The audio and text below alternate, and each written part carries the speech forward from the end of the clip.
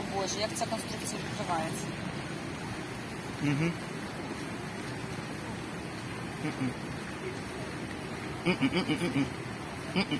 Ні, не так. Воно так відкривається. А, це Да. брильянт. Здогадалась. Коротше, дивіться, маленька коробочка, а в коробочці є що? Правильно. Чудові навушнички. На магнітиках, все як ми любимо. І тут є, саме головне, силікон.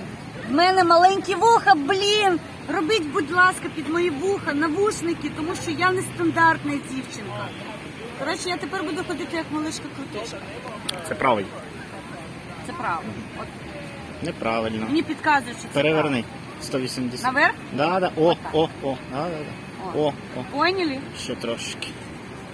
Я тепер... Так треба звикнути просто. Я, правда, на одне вухо не чую нічого вже. Зараз я ще собі поставлю друге вухо. Буду повністю обездвіжена в Києві. А вони ж сівші. Я тебе не чую. Хорошо. Коротше, такі кльові штуки.